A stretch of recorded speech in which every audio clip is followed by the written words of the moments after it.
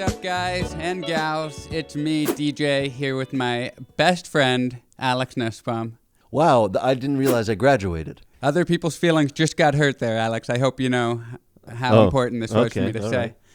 It's another episode of Alex and DJ Watch a Doc, and this week we watched The Donut King, about a man who's the Donut King of California, really. Immigrant from Cambodia, a refugee from Cambodia, actually coming from a pretty horrific situation there in the 70s, and his name was Ted Ngoy, and this movie was directed by Alice Gu, and it came out last year, I think, Alex? I want to say I don't know. I think 2020, and my first question to you about The Donut King, Alex, is before we go any further.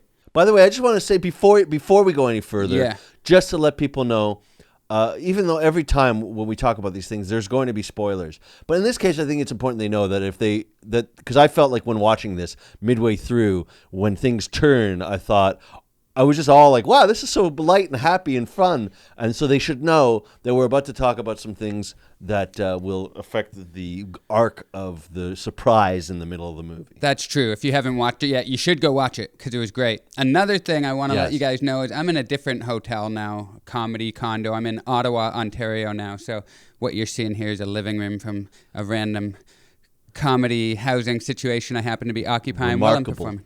What's that? Completely irrelevant to this episode, but still good to know. I'm kidding. He's traveling. He's making people laugh in areas that are covered in snow. It's a delight. It's nice. A nice little taste of the old Canadian lifestyle, and then I get to come back to beautiful Los Angeles where Alex is. Into the movie, Donut King. Before we go any further, do you like donuts, Alex? I'm glad that you asked because I was going to suggest something like that to you. You know what? I like them.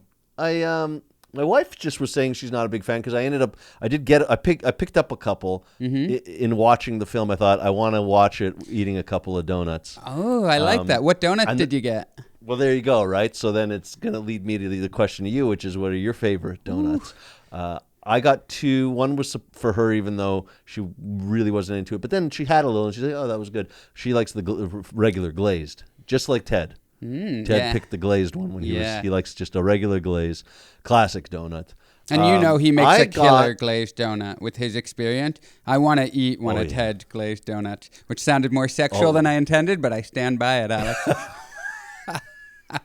Oh yeah, eating a glazed donut, I'll tell you. Doing that on a Saturday night. You ever, by the way, get one of those donuts where it's like a chocolate glazed, and then it's got like a kind of light kind of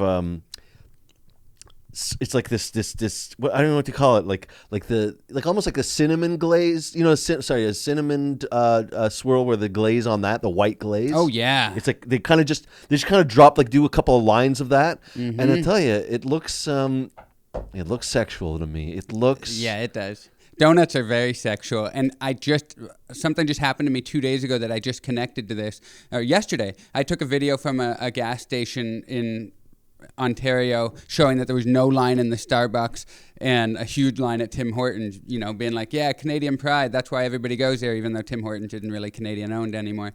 But then this guy commented on my Facebook page. He said, no, it's because they have the new Tim Biebs there, which are the Timbit donuts, but with the Justin Bieber cross promotion. They're called Tim Biebs, and they're everywhere here in Ontario right now, maybe Canada. God help us. But this guy on my Facebook page, a fan, presumably, said, can't wait for your Timbits that will come out. I'll be getting them with extra maple on the side. Something like that. I was like, okay, we still talking about donuts here?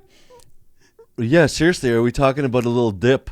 Are we talking about a little teabagging? Anyway, which is another term. You get a little teabag in your donut. Yeah. So they got the Justin. I wonder I don't think people are getting those for the flavor. They're getting them for the Instagrammability. I feel like so many donuts people will buy just because it's something they can take a picture of. It's a new world we live in. People are just looking for things to take a picture of. That's all they're hungry for photos. So I want to ask you, what are your top 3, top 5, maybe? I don't know. I have like 3 or 5. Apple fritter are at the top, motherfucker. Apple fritter all day, every day. I ride and die for the It's a apple. donut. That's how an Don't be apple so fritter aggressive. makes me feel. You know why I'm being aggressive right now? I don't eat them anymore. Yeah. There's some vegan donut shops, and it's a treat, but I can't just grab a donut like I used to on the regular. When I lived in Burbank, I lived just around the block from a place called Dad's Donuts, and I will shout out Dad's Donuts every day of the week. That place, their apple fritter in Burbank, corner of Buena Vista and Victory. Give it up for Dad. I love Dad Donuts. Again. Yeah, it sounds like a dad donut to have, an apple fritter. Very dad kind of. I love them all, though. I love all the donuts. Yeah, that's the thing. That it's a mood thing for me. I like a Boston cream. I like it when that custard comes squeezing out. Talk about sexual. Ooh, I didn't realize how aroused I would be getting during this episode, but we're a couple minutes in, and all this donut Yeah, talk. no, I did. I have a question for you now. You didn't even say what your favorite is. Oh, just the original glazed? That's your go-to? No, actually, I got the buttermilk one. I like sometimes the cakey donuts. Sometimes I like a cake donut. Sometimes I like a Boston cream. Sometimes I like I love them all. Sometimes maple. Sometimes I do like a maple. Yes. 100%. See what I mean? Sometimes I like the nuts. I like it when things have nuts. Sometimes I like the chocolate cake donut. Walnut with the crunch nuts at Tim dipped in the Hortons? nuts. Oh, the walnut crunch is a great one too. Yeah. It looks like a big old log with walnuts in it. Okay, let's move on to something of more substance. Did you feel jealous of how hard he worked, or like an inferiority at all, watching how hard Ted and a lot of the other immigrants, they showed how hard they worked to achieve the American dream that they described in this movie? I would say, it definitely made me think, I don't really work hard enough. And that's classic, though, that immigrants always work harder than people who are from, North America, because they just know, first of all, he knows real poverty. And also, what else are you doing? Like, we're lucky in the sense that we already have social lives and we have things to keep us distracted and all that. Whereas if all you're thinking is survival, then what else are you going to do other than everything you do has to be towards survival? That's why you have to be like a little messed up, for example, in our business. The people who often make it are completely monomaniacal, completely single-minded. All they're thinking of is doing this. And I think like that's great for success, but I also think, is it great for life? I mean, that was his problem. This leads me into, the fact that all he knew was to work hard. And then once he achieved that success, then what? I saw an article where he said that he realized he had no spiritual, political life, nothing. All he had was work. And so then he got bored once he had that money. Mm-hmm. And what do you do when you get bored? Vegas, baby. You bet it all on red. That's what you do. And he's clearly is an intense guy. I mean, there's stories.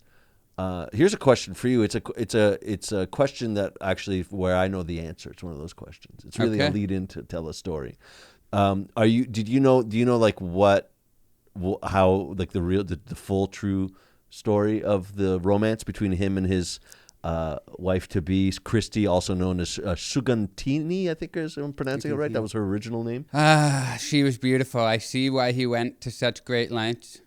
And I did learn the full story as well, and I'm so happy you brought it up. Take it away, Alex, because I'll set it up and you take it away. In the movie, they only said that he jumped into her rich house. He was from a poor neighborhood and family, and he jumped into her poor window, or her rich window with security guards roaming the premises, hid under her bed for 45 days. That's how much he wanted to prove his love to her. That's what the movie showed. The full story goes on to say... the parents found out. Yeah, the parents found out. There was more to it than that.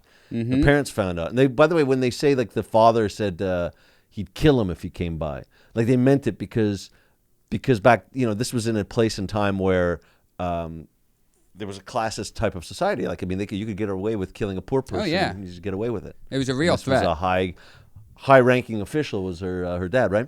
And so yeah, they found out about him. And they were going to kill him, and then his mom begged them not to.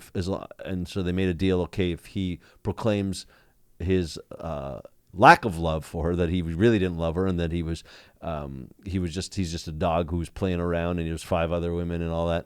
and he had to do it in their living room, and they were going to hide behind a curtain wall to make sure that he did it, and then she's there, he's there, he says all this. He, as they put it, he saw her heart break before his eyes, and then he said he couldn't do it, he couldn't go through with it, so he had brought with him a dagger that he had hidden.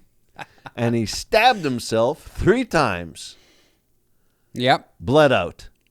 They had to take him to a hospital. She was so depressed by that, she swallowed a bunch of pills. The parents said, okay, you can be with him. And so he got her. And then the director said that he, just because it could be a made-up story, apparently he has 3 scars in his torso to he showed her the 3 puncture wounds from the event. A real Romeo and Juliet tale. Yeah, I read that and I was so happy I read that. I mean, I would have learned anyway since you had also learned it, but I was like, damn, they should have. Why was that not in the movie? Yeah. And that's even more intense. I wonder why that wasn't in the movie. Like, why wouldn't. I have no idea. I don't know. But that's strange choice, isn't it? Strange directorial choice. Maybe too intense. Maybe it was like the violence of it makes it harder to sell to a broader audience. That could be it. That's a good point. Stabbing himself. I mean, like, would you? He's an intense dude. Clearly, he has an intense. But he also has nothing to lose. Yeah, his life was hopeless. So he said, "If I die, I die." Yeah, that story was insane, and even that scene in the movie, without going into full detail, I messaged Madge because she's back home. We've been apart for a bit, and I was like, "I love you," and told her like the scene in the movie. I was like, "Go to this point in the movie. It's a beautiful tale."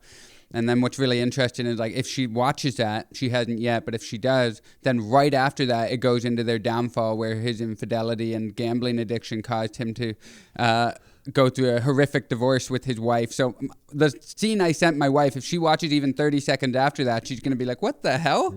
Are you trying to tell me? And shut it off immediately at the end of that story. Once the animation ends, that's where you want to shut it off, just for your own sake. Yeah. Before you go further, I did think to myself, this is the kind of thing that, a guy like with that story, it's like it makes it hard for other guys to do anything romantic. It's like, well, you didn't do that. So it becomes that thing, right? Where you become like, really? You never proclaimed your love. You never sacrificed for me. Who are you? What is that? And it's like, yeah, but I'm still here, right? Why don't you forward to a little further and you'll see what happens with people who are that intense. Sometimes they live their lives so full that, other people get thrown aside. Oh, yeah. 100%. You want to be that even keel. Like everybody's a bit more intense at 17 though. So you got to give him the benefit of the doubt or however old he was there. But yeah, if a 35-year-old is stabbing himself in front of you, you're like, I'm out. 17, you can, glamorize it a little bit maybe. I love it. It's funny, isn't it, that the very romantic things lose their charm when you reach full adulthood. There's a reason Romeo and Juliet wasn't played by a couple 45-year-olds. Exactly true. That's actually true. Yeah. That is actually true. Yeah. Okay. My question for you, I was going to ask you, based on that story, have you ever done anything that romantic? Have you ever stabbed yourself 3 times? And then I was like, of course he hasn't. Nobody has. And if you had done something even crazier than that, I'd be upset. I didn't know about that yet in our friendship. Where you're like, I didn't tell you. I've gone against my mother's wishes. How about that? That's pretty romantic. Yeah, there you go. Okay, so he had a gambling problem, which they got into, and he ended up selling all of his franchises. Not even selling. He needed money from the people who owned them, so he would basically say, give me $50,000 and I'll sign away the right to this so you don't have to give me rent money or lease money every month. He signed away a bunch of his businesses because of his gambling problem, and they scratched the surface of what he did in Vegas. But my question for you is, can you imagine the depravity this high roller gambling addict with that much money was getting into in Vegas? Like, what was Ted getting up to in Vegas? They mentioned one affair he had. I'm like, I think he was getting wild. But I don't want to besmirch the man. I don't know him. He's still alive. He did a lot of good for people, too. I'm just watching that. I'm like, what did you get up to, Ted? I think many of us were thinking that yes, I mean, these are unfortunately some of the temptations that go along with having that much money. And there are many temptations. Many. I got a question for you. Are you a bit of a gambler ever? Do you ever get sucked into the gambling? And do you have any brushes with gambling, either for yourself or you've been around people who gamble, who got sort of like a little sucked in or something like that? Big time. Many family members of mine have gambling problems. Yeah. And I love gambling. I make myself not gamble because, again, I don't have enough money. I'm like, I can't lose this money. I need this money. So, but when I've had a little bit... you can maybe make more money. Yeah, I mean, I could still justify spending my money on gambling right now. I know poorer people than me who are still able to find a way to be at the casino a lot, you know? It's not necessarily about money for me. It's like kind of that same thing when you hear an alcoholic talk about how they've never drank. Or sorry, the child of an alcoholic. They just saw what it was and they didn't even want to. So I'm not saying I've seen like unheard levels of depravity in my family in terms of gambling, but I know I love it. Like I could sit at a poker table for like 10 hours and I have like for days on end. When I first moved to Australia for school, like 10 or 15 years ago when I was like 20, I was there at the casino for a month straight every day until I started to lose a little bit. But I was doing well. I started to think about doing poker for a career and all sorts of stupid thoughts. Oh, really, huh? Mm-hmm. You were doing well with it, huh? Yeah, the first few days I was making a few hundred a day, taking it nice and easy. And then it just started to... I don't think gambling ever ends well. I mean, there's probably some people who know how to work the system, but I think most people are... It's going to fall apart at some point. The house always wins, huh? Yeah. I don't... You know what? Why I don't gamble is because, I don't feel like it's worth my time to put enough effort into learning how to do it well enough that I make money. And so therefore I don't make money. And so gambling to me is just watching money leave my hands quickly. Yeah. That's all it is. And so it's actually quite unpleasant. The only time it's pleasant is if it's a lottery situation where like I put a coin into a one-armed bandit and I pull that thing and then their arm and then I hit it big. That's it, right? But that's not going to happen. So, and also I'm not going to just sit there and just do that over and over again because now I'm losing money. My brother, though, when I was a teenager, he was a regular gambler. He made a living gambling. He was smart about it. I mean, he'd lose sometimes, but he'd play people who weren't very good. And he'd play whatever they wanted to play, whatever. It's like their game, his game, their game. Like he was good at backgammon. And I remember him having a book called Backgammon for Blood that he read. And he told me never to mention to anybody that he had that book. So he would do that. And also he even dabbled and did some sports betting, bookie. He was a bookie for a while. Then he found that wasn't enough money. So he found a guy who was a bad bookie. And this guy would get his. My brother had his own lingo. That's the other thing. Like when I was sitting there, I was like a little. I was like 11 years old or something like that. I was younger than a teenager. I'd be watching them play because it's kind of fun to watch. Stakes are high. Yeah. Playing rich Jewish kids, and he would and if the guy was losing, they'd want me out of there because I was like a bad, I was what they'd call a cancer. He's a cancer. Get him out of here. Wow, not mincing words with that euphemism. No, and there was another one. He'd call it like things like a megris. He'd make up these words where like he had found this guy who'd get his lines from the Toronto Sun. He was the Sun megris, and so he would call right before like a game. He would call Vegas to get the most recent line. Wow. The spread, the point spread, and then play it against what this guy was getting from like the day before from the Sun. Whoa! And he made a lot of money off that guy for a while. Whoa! What a scheme! Yeah, he's a schemer, and he was and he made a decent amount of money. And if he had a nice night, lucky night, he would shower me with 20s, as he called it. He would just give me like $100 or something like that. Damn! So I always like it when he won. That was always good for me. Oh, that's amazing. They said that this new generation of Cambodia. I can't talk now, Alex. This new generation of Cambodian immigrants' children are kind of like, they've kind of been a victim of their own success in that the original first generation donut shop owners were able to, give their children education and wealth. And so now their kids don't necessarily want to be making donuts all day long. It's not easy labor. Is that a shame, or is that just the natural order of things in your mind? Yeah, I think it's a natural order of things. I think it's a little short-sighted to think that your kid who you want to be educated to then be educated and then want to go back to do a job that doesn't necessarily require that education. Yeah. Yeah. It's not even a victim of your own success. You've benefited from your success. Yeah. I mean, I don't know. But the trouble is then you have to figure out what's going to happen for the rest of your life if you're not getting their help anymore. And you have to figure out if you're able to retire. That's another issue. But yeah, I mean, it's kind of a stepping stone, generational stepping stone business to then move on to the next level, next generation. His kid seemed pretty forgiving considering he was probably gambling away their college tuition in a given night.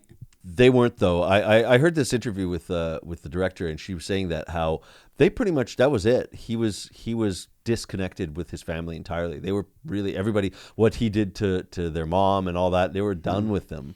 And it was actually in making this movie where he came back to LA, and they started to kind of, she said that they would be talking to her, and it would be almost like therapy, that they kind of went through the whole thing, and then they reconnected with him, and now they're actually connected again. Oh, that's beautiful. It's the healing power of documentaries, really, of making a documentary. Absolutely. You want to come back together into each other's lives and hopefully make a profit while we're at it. Do they get money at all, the subjects of a documentary? I guess maybe no. The publicity for the donut shops, I guess.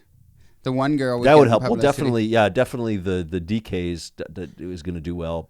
Partly from that too. I don't know if the donut shops need any more advertising when you look at the numbers of how many Americans are eating donuts. I think it was like 60 billion donuts a year or something. I might be wrong, but it was that astronomical. Particularly still now. Like I can understand back, they said like in the 70s it was like the breakfast for, apparently with car culture came the portability of the donut. Yeah. But by the way, here's a little tidbit, a little factoid I just want to throw out there because from this interview, she said she was watching a movie like on the plane, and it was that movie Vice about Cheney and Bush. Apparently, within the first 10 minutes, Dick Cheney is in the movie, and what is he eating as he is going into Nixon's office to tell him that he was going to bomb Cambodia? He was eating a donut. A funny kind of. Ooh, I wonder if they knew. Irony. I'd like to give the writers enough credit to know they knew how many Cambodian refugees ended up becoming donut shop owners. You don't think? I wouldn't give him credit. No, I wouldn't give him credit. I'm not going to sit here and let you say that about Adam McKay. She even didn't know about the Cambodia. She didn't even know about. She found out from her like a housekeeper was Cambodian who had like a Cambodian donut. Did you hear about that story too? Yeah. Yeah. Anyway, Cambodian donut was just a donut made by Cambodians. I'm just wondering if you know about the afterlife. What happened? What did Ted do when he went back to Cambodia? Like, what basically has his life been since the movie, essentially? Is it religious? It's everything. I don't know much. Yeah. Enlighten me, please. Yeah, he started going to politics in Cambodia because he wanted to bring sort of the mentality of the Republican mentality of business growing the country.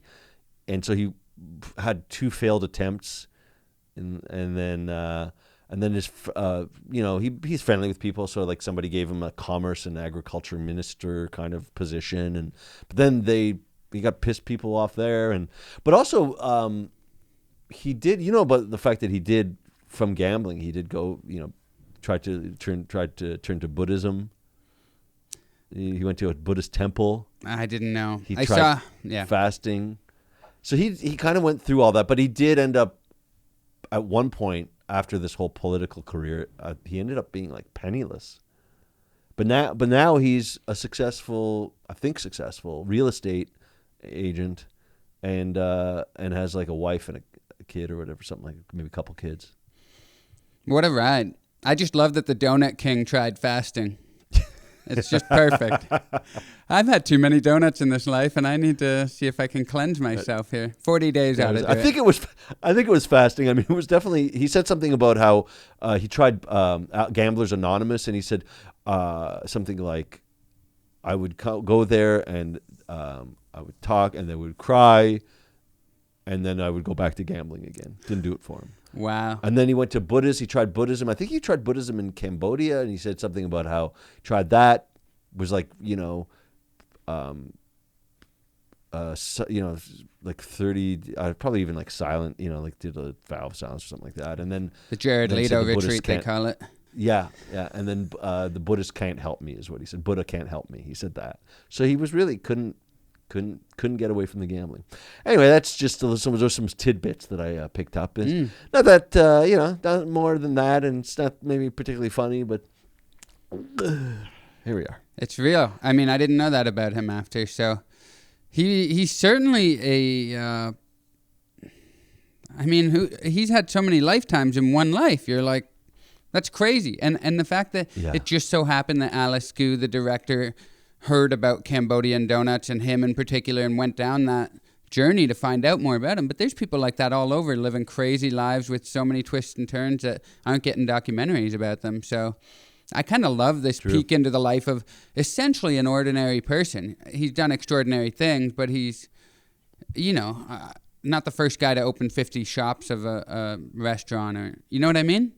But the story is so much deeper than that, with him having to flee Cambodia and then gambling addiction and all sorts of different things. It just shows, one life, and it's very interesting. It is. It's. I was thinking that doing this podcast with you, it's almost like you watch this and it kind of helps you decide what it is to have a good life. What to do. For example, maybe I should work harder, or maybe it's not all good when you're a huge success. As if he didn't also process his sadness. He didn't know how to deal with it. He gambled it away. You know what I mean? From when he was very poor. Didn't know how to deal with it once he was very rich. Yeah. And so particularly in this society where monetary success is thought to be almost everything, you're like, no, actually being happy with yourself and knowing what is a good life and how to live a good life. That's what's really important here, DJ. And I hope you at home, or if you're not at home, if you're just listening to this driving, you also have learned something from this. I know I have. I know I have too. And I hope you have. Don't stab yourself. I guess it ended up working out for him, so I don't know if that is the moral of the story. But from me, don't stab yourself. From Ted. No, I don't want to stab myself. I want to get a low carb donut. That's what I want. Ngoy. Ngoy. Yeah. It's that NG that has always confounded me. Like when I was young, I would always pronounce it, and so now I'm always like, no, I have to remind myself. It's not an English, not something you see in the English language, Although I'm having a hard time even speaking English today, apparently. I don't know what's going on. You've been tripping up a little. Maybe that G is really, you're tripping on it. You're tripping on that G. The G, maybe the took's too tight, eh? Oh, eh? I've been in Canada a few weeks. And you followed it up with A. Oh, you think the A wasn't intentional? Hey, I think I know what I'm doing around here. And if I wrote Vice, I would have had that guy eating a donut on purpose, because I would have read about the Donut King. That's how deep I would have gone into writing this script. But I haven't written that script yet, because I don't work as hard as Ted Ngoy. It is the NG that keeps messing me up. I mess up Ted's name every single time. Listening to it is a bit annoying. So that's all the time we have. What are we watching next week, Alex? Well, we're watching Black Holes, The Edge of All We Know. I think we'll be watching it on Netflix. Black Holes, The Edge. I've tried to learn about black holes a couple times. I've read articles and books. It confounds me more than pronouncing the NG in somebody's name. I'll tell you that much. Hopefully, talking about donuts will be a fine transition into watching something about black holes. Oh, I like that. Yeah, I do too, actually. There are no accidents around here. No, exactly. We got the whole course plotted out, baby. Absolutely. Well, no, it's a great arc. That's right. Okay, let's get the hell out of here. Guys, it's been a pleasure. As always, I'm DJ. and I'm over here, and my name is Alex. See you later, guys.